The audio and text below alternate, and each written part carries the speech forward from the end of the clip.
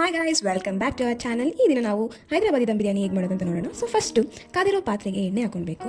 ಎಣ್ಣೆ ಕಾದ ನಂತರ ಬಿರಿಯಾನಿ ಐಟಮ್ಸ್ ಏನಿದೆ ಸ್ಪೈಸಸ್ ಅದನ್ನು ಹಾಕೊಳ್ಬೇಕು.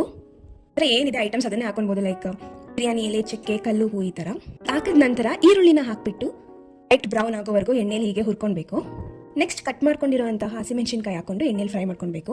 ನಂತರ ಕಟ್ ಮಾಡ್ಕೊಂಡಿರುವಂತಹ ಟೊಮೊಟೊನ ಹಾಕಿ ಫ್ರೈ ಮಾಡ್ಕೊಳ್ಬೇಕು. 1.5 ಸೇರಿಗೆ ಬಿರಿಯಾನಿ ಮಾಡ್ತಿರೋದ್ರಿಂದ ಜಾಸ್ತಿ ಐಟಮ್ಸ್ ಹಾಕೊಂಡಿದ್ದೀವಿ. ನಿಮ್ಗೆ ಎಷ್ಟು ಬೇಕು ಅಷ್ಟು ಐಟಮ್ಸ್ ಹಾಕೋಬಹುದು. ನೆಕ್ಸ್ಟ್ ಒಂದು ಮಿಕ್ಸರ್ ತಗೊಂಡು ಕೊತ್ತಂಬರಿ ಸೊಪ್ಪು, ಪುದೀನ ಸೊಪ್ಪು, ಜಿಂಜರ್, ಗಾರ್ಲಿಕ್ ಎರಡನ್ನೂ ಹಾಕೊಂಡು ಚೆನ್ನಾಗಿ ರುಬ್ಕೊಳ್ಬೇಕು. ಸೊ ರುಬ್ಬಿದಂಥ ಮಸಾಲಾನ ನಾವು ಫ್ರೈ ಮಾಡಿಸಿದಂಥ ಬಾಣಲಿಗೆ ಹಾಕಿ ಚೆನ್ನಾಗಿ ಒಂದಷ್ಟು ಹೊತ್ತು ಫ್ರೈ ಮಾಡಬೇಕಾಗುತ್ತೆ. ಅದು ಫ್ರೈ ಆಗಿದ ನಂತರ ನಾವು ಚಿಕನ್ ಏನು ತೊಳೆದಿಟ್ಕೊಂಡಿರ್ತೀವಿ ಅದನ್ನು ಹಾಕೊಳ್ಬೇಕು. ಸೊ ಬಾಣಲಿಯಲ್ಲೇ ಅಷ್ಟೊತ್ತು ಫ್ರೈ ಮಾಡಬೇಕು, ಚಿಕನ್ ಬೇಯೋವರೆಗೂ. ಅದಕ್ಕೆ ಒಂಚೂರು ಉಪ್ಪು ಹಾಕಿ ಚೆನ್ನಾಗಿ ಫ್ರೈ ಮಾಡಬೇಕು. ಸ್ವಲ್ಪ ಅರಿಶಿನ ಕೂಡ ಹಾಕೊಂಡು ಚಿಕನ್ ಬೇಯೋವರೆಗೂ ಸ್ವಲ್ಪ ಹೊತ್ತು ಜಾಸ್ತಿ ಫ್ರೈ ಮಾಡ್ಕೊಳ್ಬೇಕಾಗುತ್ತೆ. ಸೊ ಅದ್ರ ಮೇಲೆ ನೆಕ್ಸ್ಟ್ ಮೊಸರು ಹಾಕ್ತಿದ್ದೀವಿ. ಸೊ ಒಂದು ಪ್ಯಾಕೆಟ್ ಫುಲ್ ಮೊಸರನ್ನ ಹಾಕಿದ್ದೀವಿ. ನೆಕ್ಸ್ಟ್ ಚಿಕನ್ ಎಣ್ಣೆ ಬಿಟ್ಕೊಳ್ಳೋವರೆಗೂ ನೀಟಾಗಿ ಫ್ರೈ ಮಾಡ್ಕೊಳ್ಬೇಕು. ನೋಡಿ, ನೀವು ನೋಡ್ತಿರ್ಬೋದು, ಅದು ಚೆನ್ನಾಗಿ ಫ್ರೈ ಆಗಿ ಎಣ್ಣೆ ಬಿಟ್ಕೊಂಡು ಕುದೀತಿದೆ ಮಸಾಲ ಬಂದು.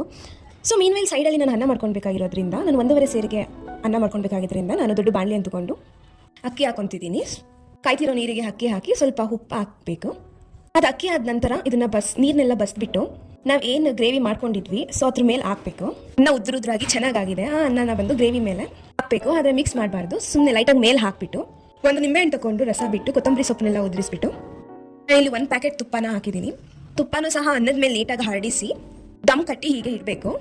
ಹೀಗೆ ಸ್ವಲ್ಪ ದಮ್ ಕಟ್ಟಿ ಬಿಟ್ಟಾದ್ಮೇಲೆ ನಿಮಗೆ ಹೈದರಾಬಾದಿ ದಮ್ ಬಿರಿಯಾನಿ ಪ್ರಿಪೇರ್ ಆಗಿರುತ್ತೆ.